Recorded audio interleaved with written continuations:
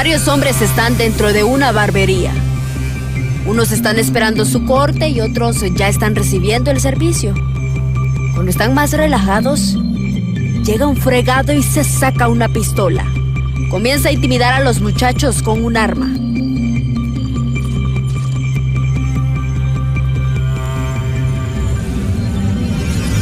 Mientras se les peina todas sus pertenencias. Y cuando ya los bolseó a todos, se va como si nada. Qué impotencia ver cómo ese bandido se lleva lo que tanto le cuesta a las personas.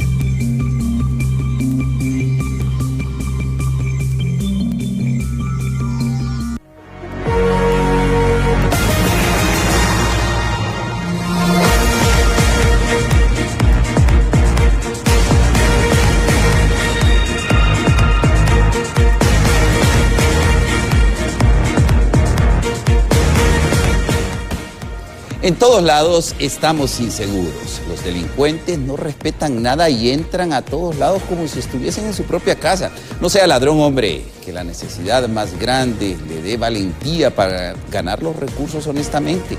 No moleste a los demás y no juegue con la vida exponiéndolo de tal manera.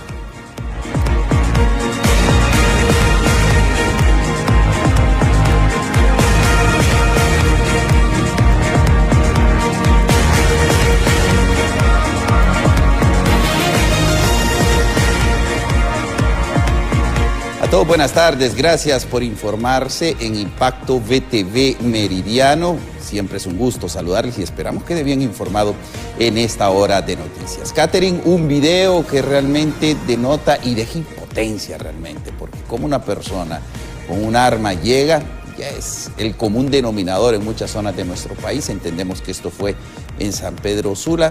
Lamentablemente, pues el hombre literalmente peinó a todos en la barbería. Catherine Alvarenga. Buenas tardes, Carlos. Como lo dice usted, da impotencia realmente y es la realidad que se vive en el país.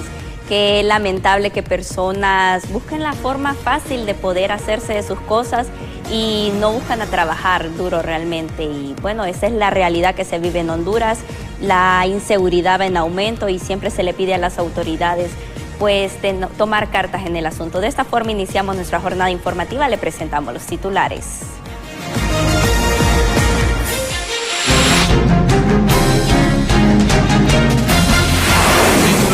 Impacto VTV Meridiano. Vecinos del barrio Morazán y Los Jucos, preocupados por las lluvias ante derrumbe de terreno aledaño a la zona. En San Pedro Sula, bandas criminales cambian de nombre para exigir más extorsión. Ponía a leer los niños la Biblia, mientras abusaba de ellos y la policía captura a pastor abusador. Consejo Nacional Anticorrupción lanza termómetro para exigir rendición de cuentas al gobierno. En las noticias internacionales, Joe Biden firmó el decreto que condiciona los pedidos de asilo. Así iniciamos Impacto VTV Meridiano, el poder de la noticia.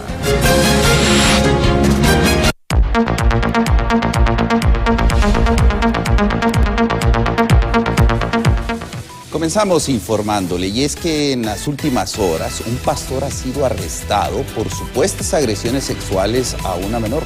Cintia López nos tiene detalles. Cintia.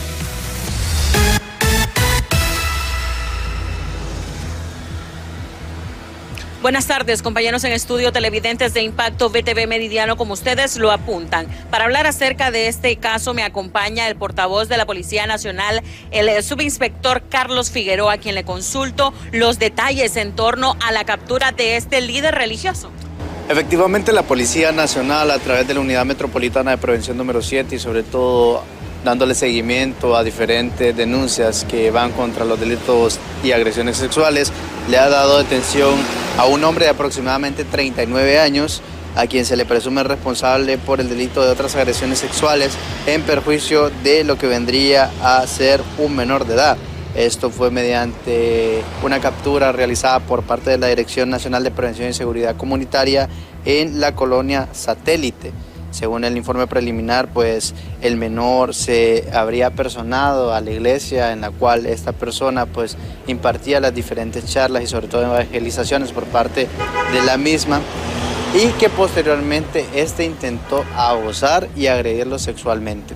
Pues el menor tomó a bien reportar dicha acción a sus padres, donde fue denunciado con conformidad y pues la Policía Nacional ha actuado y ha dado captura a esta persona, como lo mencionó con anterioridad, y ya fue trasladada a las instalaciones de la Fiscalía de turno para desarrollar el procedimiento competente conforme a la ley. Ahora bien, ¿es posible que existan más víctimas de este pastor? ¿Se abre un proceso investigativo para que también vengan a denunciar si hay más víctimas? Efectivamente, al momento de que este tipo de denuncias ingresan, la unidad de respuesta inmediata de la Dirección Policial de Investigaciones ya está actuando. Estamos hablando de que esta persona pues ya está iniciando un proceso de investigación competente. Igualmente el menor fue remitido a las instalaciones de medicina forense para lo que vendría a ser recabar pruebas y sobre todo indicios que también den con el paradero de los hechos que han pasado en esta iglesia, al igual por medio de este pastor. Asimismo, todo lo relacionado a los menores que son parte de la misma han sido ya índice para investigación para poder dar con fe y legalidad de lo que ha sido esta captura. Muchísimas gracias al subinspector Carlos Figueroa, portavoz de la Policía Nacional. Escuchaba usted en torno a este caso donde este pastor ha sido detenido por agresiones sexuales contra un menor de edad. Lo que puedo informar a esta hora, vuelvo con ustedes al set principal. Qué lamentable que se estén dando este tipo de hechos y en una iglesia. Gracias, Cintia, por la información. Cambiamos de tema y desde el Centro Penal de Támara se encuentra Walter Pérez, ya que 21 privados de libertad son beneficiados con la preliberación. Muy buenas tardes, Walter. Continuamos con usted.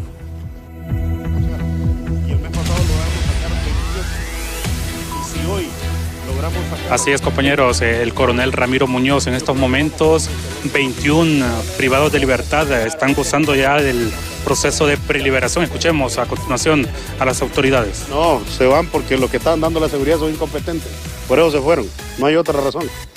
Señor, 21 privados de libertad pues están gozando ya de este proceso. 21, gracias a Dios. Y mire, los abogados que estaban hace un momento atrás de ustedes son abogados del Instituto Nacional Penitenciario que permanecían en las oficinas del instituto, pero que hoy, junto con el coronel del CID, que es uno de los comisionados que la señora presidenta nombró para esto, está encargado directamente de poder llevar estos procesos en todos los centros penales. Imagínense que aquí en 2 meses llevamos casi 40. ¿Eso qué quiere decir? O más, llevamos más bien casi 48.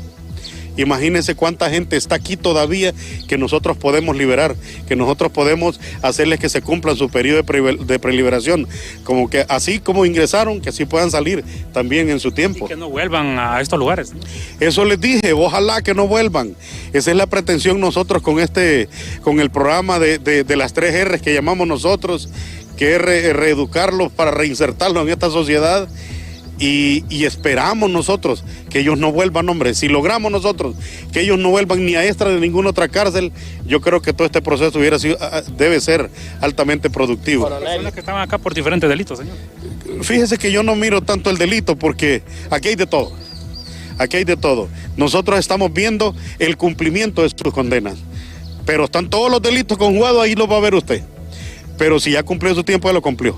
Muchas gracias al coronel Ramiro Muñoz en torno a este proceso de preliberación que son beneficiados desde hoy 21 privados de libertad que salen a partir de este momento del Centro Penitenciario de Támara. Mi reporte a esta hora, compañeros, con ustedes. Bueno, ya ha iniciado la socialización de la Ley de Justicia Tributaria. ¿Será aprobada por producto de esta comisión que se nombra cuando van de receso o esperarán el pleno? José Luis Castellanos nos tiene detalles. José Luis. Así es, licenciado Carlos Ramos. Muy buenas tardes a los televidentes que nos sintonizan a esta hora. Tal y como lo da a conocer, ya acaba de finalizar precisamente el tema de la socialización para la aprobación de la Ley de Justicia Tributaria. Me encuentro en compañía del diputado Jorge Zelaya del Partido Nacional. Diputado, ya ha finalizado. Hay un interrogante bien importante. ¿Qué estará pasando durante este tiempo de receso? ¿Será aprobado por la Comisión Permanente o por el Pleno? Buenas tardes, diputado. No, buenas tardes. Primero, no hay ninguna posibilidad de que sea la Comisión Permanente. Eso sería traicionar las conversaciones que hemos tenido al interno de la Comisión de Reforma Tributaria. Yo creo que en ese aspecto hay que decirlo, el doctor Pino es una persona seria y ha garantizado que eso no se hará. Entonces, nosotros tenemos que creernos. Además, no se justificaría bajo ningún punto de vista el que ellos puedan hacerlo. La comisión permanente no está facultada para ello, tiene otro tipo de funciones y bueno, nosotros estamos convencidos que cuando retornemos a las sesiones normales en el mes de julio, ahí lo conocerá el Pleno y le daremos la discusión de los 3 debates. Perfecto, en julio se conocerá por parte del Pleno y será en los 3 debates, sí. Pero aquí también algo muy importante, ¿se cuentan con los votos necesarios, diputado? Bueno, y ahí es otro tema, aun cuando la aprobación es con una mayoría simple, no se necesitan más que 65 diputados, Libre solo tiene 50 y tiene que cabildear con los liberales, con nosotros mismos y de los otros partidos que están ahí representados para alcanzar este número. Mire, yo creo que al final también lo que debemos de entender es que el país está pasando por una situación bastante compleja en el aspecto económico, no hay fuentes de empleo, el gobierno debe de facilitar muchísimo más, en ese aspecto tienen que ser más flexibles, menos dogmáticos, pero también la empresa privada entender que el que más gana más debe de pagar en cuanto a impuestos se refiere. Entonces eso es lo que nos corresponde en esta ley de justicia tributaria. Sin embargo, como le digo, este es un esfuerzo compartido que tienen que hacer todos los sectores al momento de discutirlo en el Pleno de la Cámara Legislativa. ¿Tendrá el apoyo por parte del Partido Nacional? No creo en su totalidad, honestamente, porque acuérdese que muchos, ese es como los contratos pues, que se han aprobado de la ANE, fueron en el gobierno pasado, hay alguna duda, pero debemos de pensar más que en partidos, más en el país. Y ahorita yo siendo nacionalista, sintiéndome orgulloso de mi partido, también debo de reconocer que algunas cosas malas se hicieron, que se tienen que rectificar, pero que debemos de transitar esa ruta hacia ver una Honduras diferente, una Honduras totalmente distinta y que con el acompañamiento de todos los sectores es que podemos salir adelante.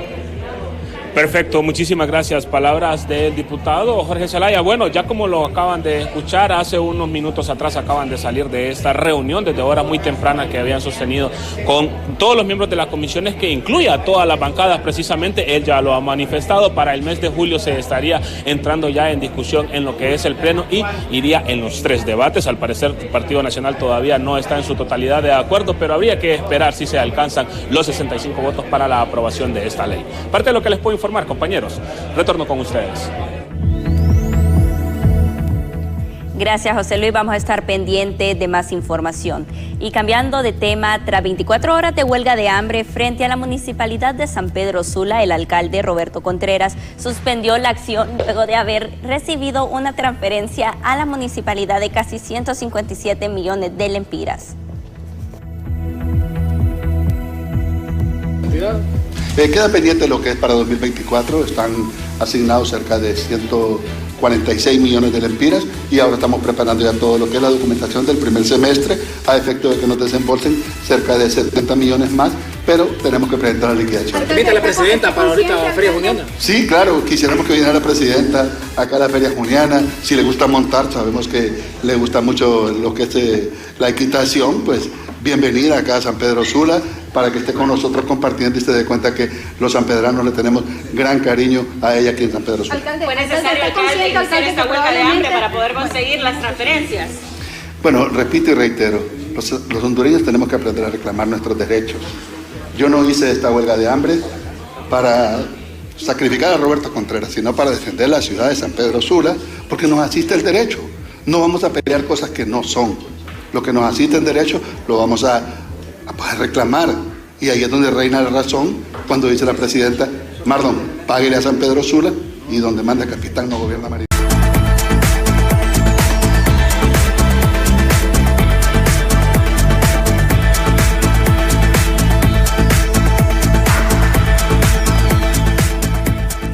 Gracias por seguir informándose con nosotros. Y cede parte del terreno en donde se realizan trabajos de mitigación en el barrio Morazán y Los Jucos ante los efectos de las lluvias. Pobladores de la zona exigen agilidad en la obra y una respuesta por parte de las autoridades pertinentes. La gente pensaba que había chocado un carro, pero era el muro que se cayó. Prácticamente se despertaron ustedes, ¿cómo? Sí, nosotros estamos despiertos de la 1:00 de la mañana. Miramos que están ocurriendo estos efectos ya con pocas horas de lluvia y comenzando el invierno prácticamente está complicado. Sí, más que todo porque fíjese que todavía se está labrando igual ahí, en la zona afectada, en la casa. Igual el agua sigue pasando y se está labrando debajo de las casas y son dos. Yo en la mañanita que me levanté, miré eso y me asusté. ¿Y en medio de los proyectos que realiza la alcaldía? Sí, se detuvo por la varilla, porque es una buena varilla que tienen ahí. Eso sí, no, eso se va. ¿Y ahora cómo irán a hacer las autoridades? Porque la lluvia prácticamente ya la tenemos. Muy difícil que trabajen en medio de la lluvia. Pues tiene que día y noche. Eso tenía que hacerlo día y noche. No cuando ellos quieran venir ahí. Eso es. Que haber estado trabajando 24/7. 24/7. Una cuadrilla ahorita, después la otra. Eran 3 cuadrillas las que tenían que hacer. Pero esa quebrada es bien pesada y esa sube hasta arriba. Mira.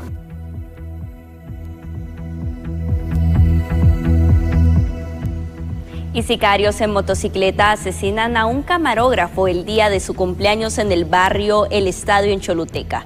El joven fue identificado como Douglas Enrique, de 28 años de edad, quien se conducía en su vehículo donde fue interceptado a balazos. El joven murió al instante, quedando el cuerpo en el automotor.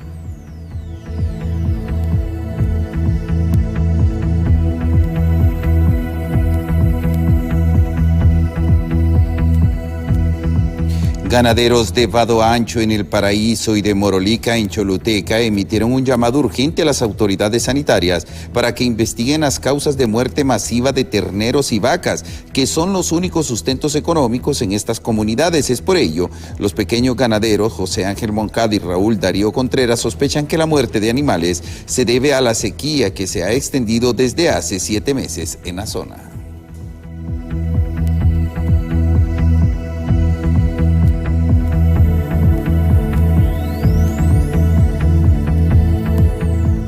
Y Gabriela Castellanos, presidenta del Consejo Nacional Anticorrupción, presentó el Índice de Transparencia Activa Gubernamental, primer termómetro que marcará una pauta en la gestión pública hondureña, permitiéndole a la ciudadanía evaluar y exigir una plena rendición de cuentas.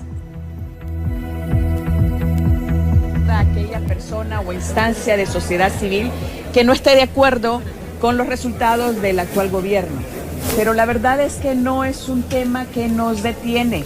Al final, nosotros estamos en la responsabilidad de transparentar las acciones en este momento y lo que presentamos hoy de 14 instituciones del Estado, unas con mejores calificaciones y otras realmente aplazadas, pero al final es abrir toda esta información a la ciudadanía porque somos nosotros y nosotras las que podemos colaborar en la lucha. Ante esta denuncia por parte del Consejo Nacional Anticorrupción, la Secretaría de Transparencia y Lucha contra la Corrupción ha emitido una nota aclaratoria en donde deja entrever que se ha pagado el 20% por 4,4 millones de lempiras que corresponde al último desembolso del periodo 2023 a favor del Consejo Nacional Anticorrupción y está pendiente pago en vista de que él todavía no ha priorizado el pago del 11 de abril del correspondiente año. Sin embargo, en este momento la cuenta del CNA se encontraba inactiva. Esta es una nota aclaratoria que ha emitido Transparencia y Lucha contra la Corrupción. A raíz de la situación, el Consejo Nacional Anticorrupción envió un oficio con número 298-CNA-2024 con fecha del 31 de mayo correspondiente a la Secretaría del Estado, solicitando realizar por escrito la petición de pago a la Tesorería General de la República, por lo que esta Secretaría está realizando las gestiones correspondientes para que le efectúen la transferencia al CNA. Bueno, esta es la nota aclaratoria que ha sacado la Secretaría de Transparencia y Lucha contra la Corrupción.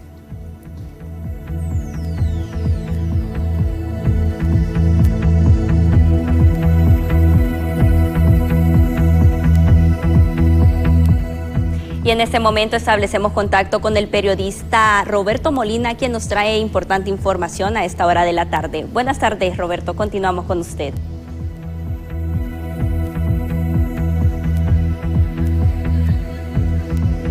Así es, en efecto, gracias compañeros en estudio, buenas tardes, qué gusto saludarlos. En más de $1.000 millones han disminuido las reservas internacionales en nuestro país. En compañía de Amparo Canales, quien es presidenta del Colegio de Economistas de nuestro país. Licenciada, es un poco preocupante, ¿no?, el tema de la disminución de las reservas internacionales. ¿Qué afectaciones nos podría dar a la población hondureña? Creo que este es un tema que debe de abordarse porque ¿qué implican? La reducción de las reservas internacionales y cuál es el uso de acuerdo a la ley que autoriza al Banco Central a hacer uso de estas reservas. Es importante que lo que nos indica que la economía no está generando las divisas necesarias para cubrir la demanda. Entonces, de acuerdo a la ley, estas reservas se pueden utilizar para el tema pago de deuda, como de hecho se ha realizado. Honduras ha cumplido con los compromisos que ha adquirido en el tema de deuda y también para lo que es asegurar la actividad, el normal desenvolvimiento de la economía. Si observamos el ingreso y egreso de divisas que hemos tenido, los egresos han sido mayores, que quiere decir que el banco ha tenido que utilizar estas reservas para asegurar la provisión de las divisas de sectores que son sensitivos aquí en el país. Aquí el tema es que la demanda se ha incrementado en relación al comportamiento que ha tenido otros años. El tema es que hay como desconfianza, el clima que genera incertidumbre. Entonces lo que hacen las personas o las empresas en asegurar tener estos recursos, pasarlos a dólares, tenerlos, esperemos que no estén saliendo del país porque eso se refleja en las reservas internacionales. Aquí el llamado es cómo fortalecemos la captación de divisas, que es vía exportaciones y por las remesas, que es lo que mayor contribución tiene. Se ha visto, o sea que de acuerdo a la programación que tenía el Banco Central para esta fecha, al acuerdo que llegó con el fondo era de mantener 7.000 millones. Esto asegura la provisión de 4.5 meses sin que haya captación de divisas. Aseguremos las importaciones y hay 6.000, casi cerca de los casi 7.000 millones es lo que actualmente está. Entonces debemos de fortalecer la captación de divisas a través de las exportaciones. Ese es otro inconveniente, que se ha reducido la demanda de ciertos bienes, como es la industria manufacturera. Han cerrado algunas empresas porque tiene que ver con el contexto que tenemos a nivel internacional. Bien, muchísimas gracias. Es la presidenta del Colegio de Economistas de Honduras, la licenciada Amparo Canales, sobre esta situación de los más de 1.000 millones que están disminuido las reservas internacionales en nuestro país. Las sugerencias que hacen también para que se haya un mejor manejo de estas mismas. Compañeros, a esta hora retornamos a los estudios principales. Gracias, Roberto. Y la Confederación Nacional y Federación de Patronatos de Honduras espera que la Junta Interventora del Instituto de la Propiedad no responda a intereses políticos. Público tiene la facultad de poder investigar a cualquier funcionario que esté cometiendo delito o que haya cometido delito o que esté realizando algún tipo de acto reñido con la ley, para que sea llevado a los tribunales de justicia y que no sea la presidenta de la República, que esté siendo mal asesorada y mal encaminada, la que nombre una junta interventora sin tener los criterios para elegirla, de manera que sean hondureños que tengan experiencia comprobada en el combate a la corrupción, en la investigación, sino que se están poniendo parientes y personas que son afines a su partido, de manera que no hay objetividad para que el pueblo pueda creer en cualquier auditoría o en cualquier investigación que esta junta interventora arroje, de manera que podrían hasta desconocerse sus resultados y que sean también rechazados porque estarían persiguiendo un fin político con el único objetivo de... La Asociación para una Sociedad Más Justa ha hecho un llamado a las autoridades competentes para verificar la composición de la nueva Junta Interventora del Instituto de la Propiedad. Según el director de la ASJ, Carlos Hernández, es importante asegurarse de que los miembros de esta junta no tengan vínculos con familiares con el gobierno. Hay que revisar el árbol genealógico de estas personas. Y no vamos a tener la sorpresa que estos interventores son primos o son los sobrinos o las cuñadas, o sea que es una práctica que hoy por hoy, hay que decirlo, se ha incrementado. Siempre ha estado presente, pero ahora se ha incrementado y ahora ya no se esconde, ahora se hace de manera pública, de manera visible. Venía viendo algo ahora que venía...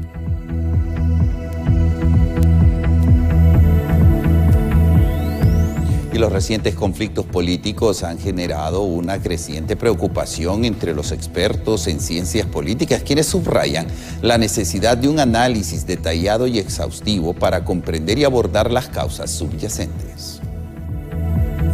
Considero que son problemas doctrinarios y partidarios. Digo esto porque el Partido Libertad y Refundación tiene un problema de doctrina. Hay un grupo dentro del Partido Libertad y Refundación que cree fehacientemente en que la forma de desarrollar el país es aplicar un modelo radical del socialismo, como se aplicó en Cuba en el 69 o como se aplicó en Nicaragua.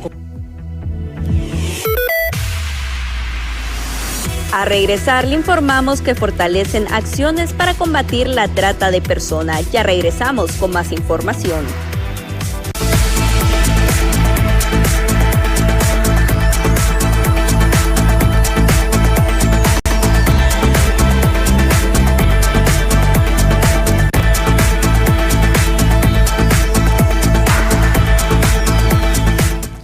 Seguimos informándole, y la Ruta 7 de San Pedro Sula continúa paralizada y según investigaciones, las bandas criminales están cambiando de nombre para exigir más extorsión.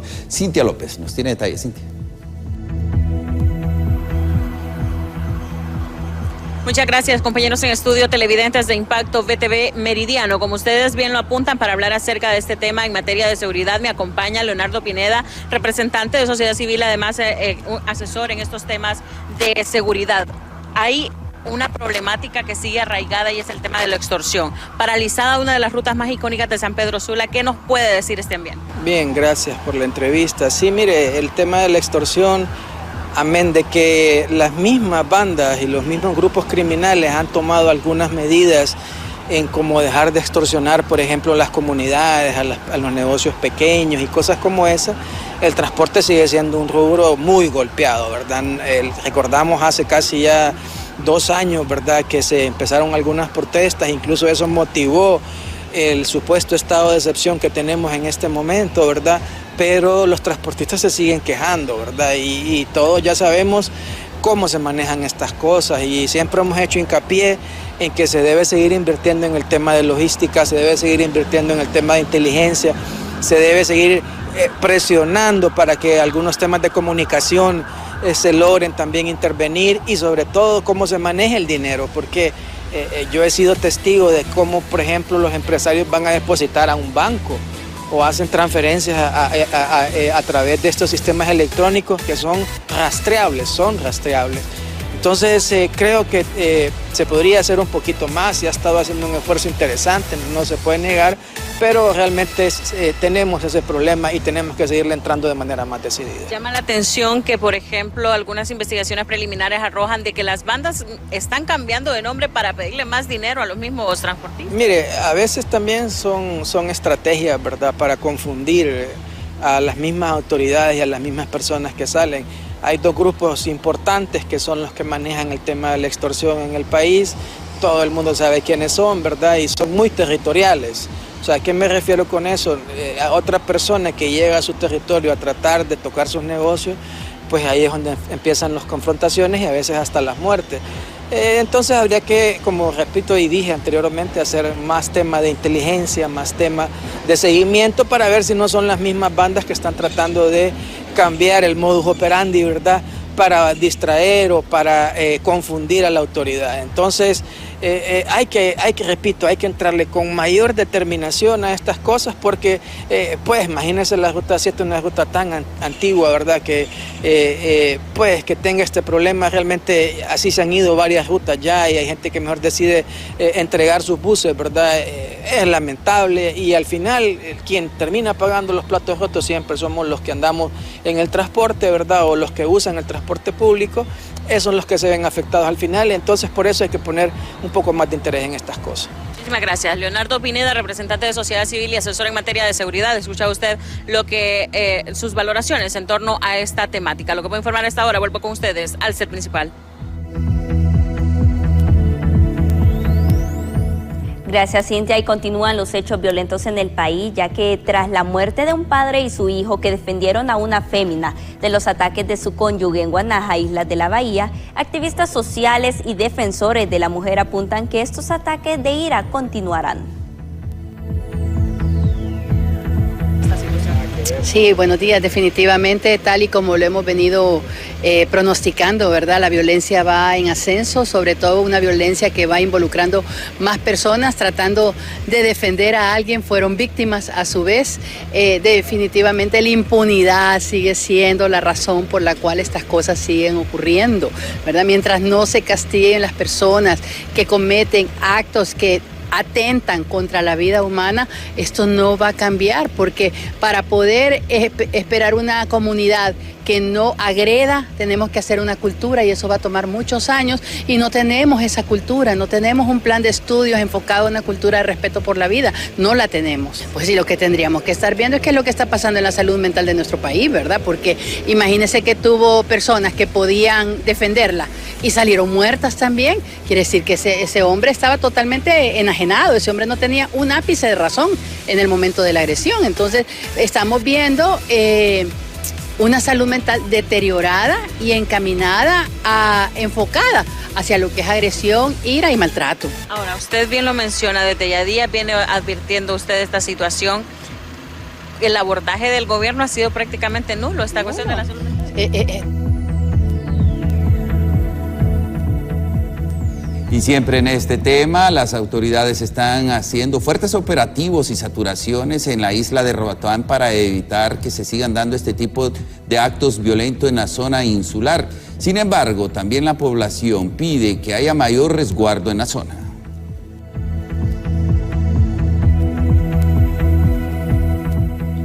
El Ministerio Público, mediante la audiencia de individualización de la pena, solicitó hoy las penas máximas para el exgerente administrativo del Instituto Hondureño de Seguridad Social, José Ramón, quien fue condenado por compras amañadas de ambulancia en el Seguro Social.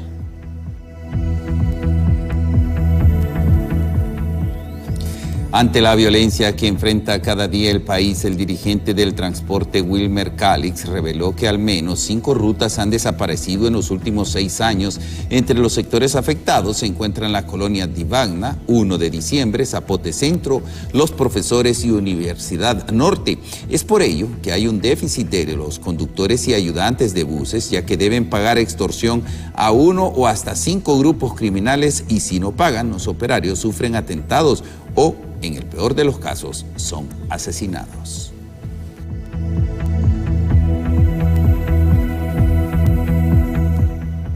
Y Walter Pérez dialoga con analistas sobre la situación de Salvador Narrala de cara a las próximas elecciones. Buenas tardes, Walter, continuamos con usted.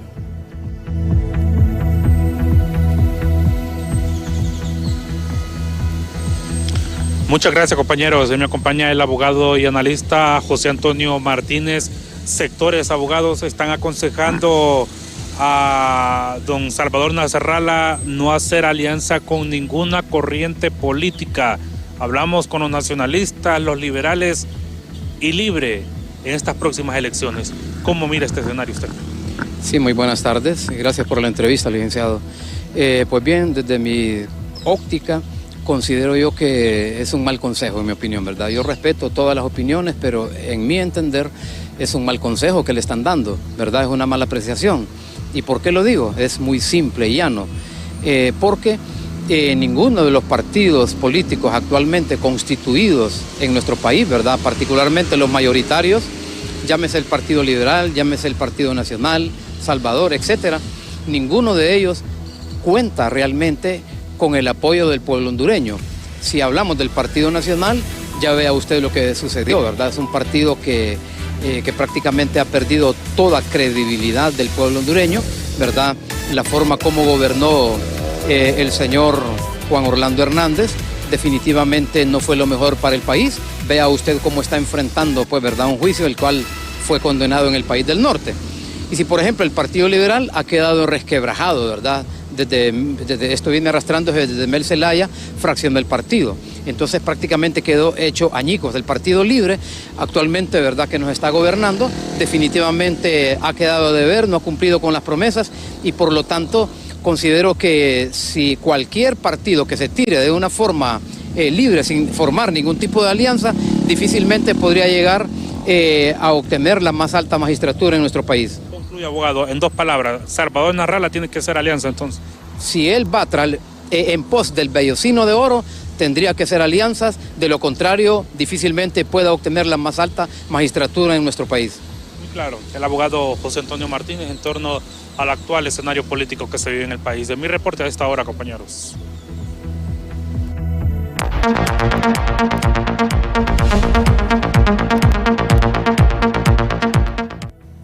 Y en temas de salud, ante el aumento de los casos de dengue que se han registrado en el territorio nacional, el jefe de hospitales, Rafael Barahona, señala que se abrirán 9 salas para atender las personas contagiadas.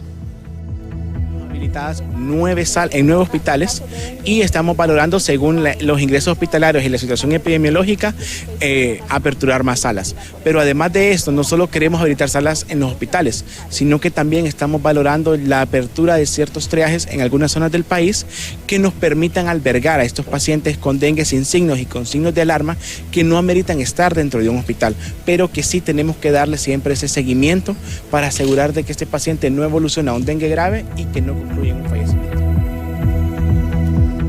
Y la diabetes se ha convertido en una pandemia mundial por la mala alimentación que llevan las personas. Solo en Honduras existe 1.500.000 personas que padecen de esta enfermedad y las cifras al pasar de los años seguirán en aumento, así lo aseguran los médicos, por la mala alimentación que llevan las personas.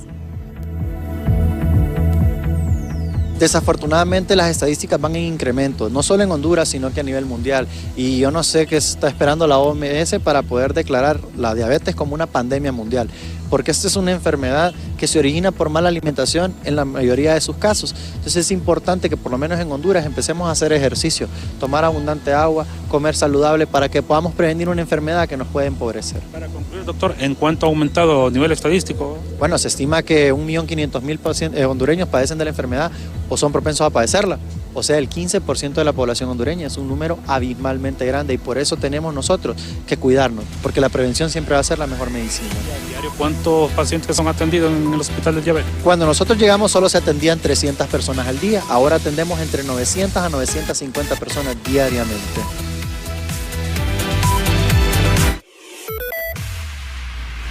Al volver la información.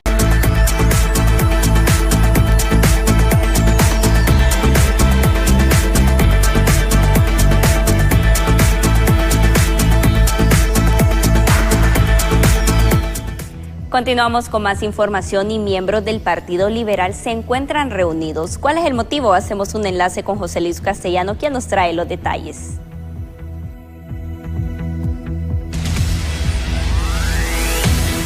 Así es, compañeros, muchas gracias. Nuevamente, buenas tardes. Tal y como lo mencionan, ubicados en este momento desde la sede del Partido Liberal. ¿Por qué? Se estaba sosteniendo una importante reunión con un tema en específico, el hecho de aceptar o abrir las puertas, mejor dicho, a algunos candidatos que desean siempre seguir la línea política, en aspiraciones políticas, mejor dicho, pero dentro de lo que es el Partido Liberal. En este momento me encuentro en compañía del alcalde de Marcovia, Nahum Calix, para realizarle la consulta. Alcalde, bueno, ya finalizó esta reunión. ¿Qué puntos definieron en ella? Buenas tardes, alcalde. Bueno, buenas tardes, un saludo a los televidentes. Aún sigue la reunión. Yo tuve que salirme porque tengo un compromiso a las 2 de la tarde. Pero dentro de la agenda está el tema de un análisis jurídico, que se nombró una comisión de notables juristas del Partido Liberal para que analizaran el tema del reintegro de muchos liberales que se fueron del partido a otros partidos y que hoy tengan esa posibilidad de poder regresar a casa.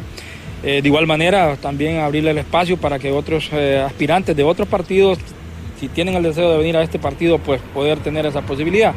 Lógicamente hoy se ha presentado el análisis jurídico, hay que esperar que el Central Ejecutivo lo analice, lo revise y lo pueda aprobar para que se pueda tener ese espacio de que si otros precandidatos de otras instituciones políticas quieren venir a participar en este partido, pues lo puedan hacer. Así que los procesos internos sirven para que los partidos políticos puedan escoger a sus candidatos. Entonces no hay que tenerle temor.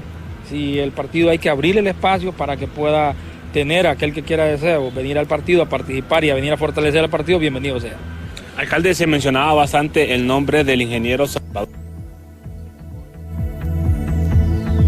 Bueno, sí se menciona al ingeniero Narrala, inclusive a Jorge Cáliz, pero lógicamente todo va a pasar porque ellos quieran venir a participar. Ellos tienen que hacer una solicitud oficial al Central Ejecutivo y dentro del Central Ejecutivo va a ser aprobado. Reiterando, este tema está en análisis, ¿verdad? Claro, está en análisis porque es un análisis jurídico que hoy se presentó.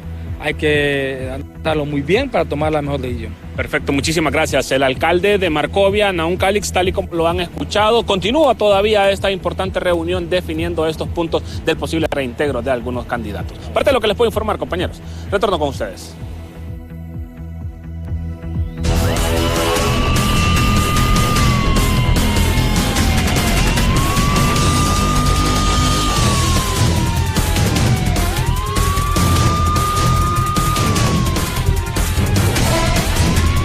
Y de último minuto les informamos que la policía ha rescatado a una empresaria que había sido secuestrada. Al término de 2 horas, la empresaria de El Paraíso había sido secuestrado, esto gracias a una operación de alto impacto de la Unidad Departamental de Policía, en donde lograron rescatar a una reconocida empresaria que había sido secuestrada por individuos fuertemente armados quienes exigían el pago de 6 millones de lempiras por su liberación. La operación se desencadenó tras recibir la denuncia local que indicaba que la empresaria estaba siendo trasladada hacia el área montañosa del municipio de Trojes en El Paraíso. De inmediato, las unidades tácticas de la Policía Nacional se movilizaron hacia el lugar. Según declaraciones de testigos protegidos, los secuestradores exigían 6 millones de lempiras a cambio de la liberación de la víctima. En el momento del rescate se detuvo a uno de los implicados, quienes actualmente está bajo investigación y será presentado ante las autoridades competentes.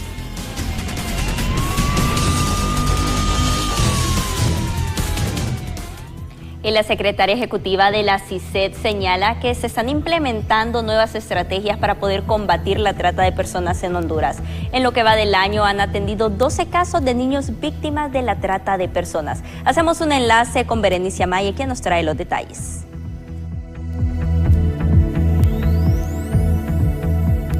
Así es, compañeros en estudio. En estos momentos me encuentro con Sua Martínez, secretaria ejecutiva de la CICET, para preguntarle en qué consiste este importante convenio que han firmado en conjunto con la CENAF.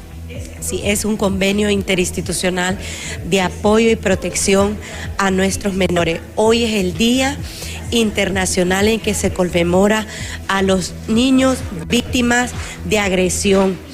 Y por ello hoy hemos unido esfuerzos precisamente para firmar este convenio de colaboración, de atender a la niñez a nivel nacional, y esto pues ha sido gracias al apoyo también que nos ha dado Abogados Sin Frontera, todo el equipo CICET y el equipo de respuesta inmediata que atiende a estos NNA en condición de vulnerabilidad a nivel nacional. ¿Cuántos casos de personas han registrado por trata? Por trata de personas, nosotros solo el año pasado se rescataron 105, llevamos 1.040 víctimas sobrevivientes desde el 2015 y se ha incrementado la cifra este año. Al inicio ya llevamos 12 NNA, niños y adolescentes rescatados este año 2024. De las víctimas sobrevivientes, el 60% son niños, niñas y adolescentes. Importante, el CONADE también emitió una alerta a las autoridades para que presten atención a este tipo de casos. Sí, la importancia de los ciberdelitos, la ciberdelincuencia que ha migrado de una captación de manera tradicional, hoy lo están haciendo a través precisamente de las redes de trata de personas, a través de las redes sociales, engañando a nuestros menores con el grooming, el sextortion y el sexting. Bueno, compañeros, hemos escuchado las declaraciones de Suá Martínez en torno a este tema de trata de personas. Con esta información retornamos a estudios principales. Gracias, Berenice. Y ante la falta de lluvias en el país, se está comenzando con las primeras precipitaciones de la sequía que se presentan en algunas regiones del territorio. Los productores deberán de esperar un poco más para iniciar sus actividades agrícolas y de reforestación. Sin embargo, esta sequía causada por el fenómeno de El Niño provocó la pérdida de nutrientes esenciales y la degradación de la calidad de las parcelas, afectando negativamente el crecimiento de las plantas. Es por ello que para que el suelo logre recuperar sus nutrientes se debe de esperar cierto tiempo de lluvia para que lo humedezca, y esto va dependiendo de la actividad que se va a realizar. Y un hombre fue asesinado por su vecino tras recibir 14 disparos de arma de fuego, luego de una acalorada discusión en la localidad de Costa Rica. Según medios internacionales, se originó por un paso de agua supuestamente cerrado a propósito. Esto hizo que dos parejas comenzaran una discusión que se derivó en uno de los involucrados tomar un arma de fuego y dispararle en contra de su vecino, causando la muerte de inmediato debido a las lesiones. Las imágenes del hecho fueron captadas por una cámara del condominio que se produjo y fueron viralizadas en las redes sociales.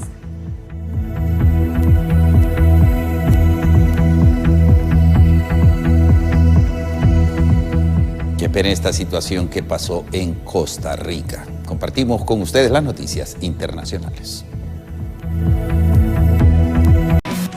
Hemos llegado al final de este espacio informativo. Le agradecemos su fiel sintonía, recordándole usted el noticiero estelar en punto de las 7 de la noche, Carlos. Además, quiere mantenerse bien informado, por favor búsquenos en las redes sociales como BTV Somos Todos, y muchas gracias a aquellos que también nos sintonizan a través de Acción Radio. Que tengan ustedes una muy productiva tarde. Hasta mañana.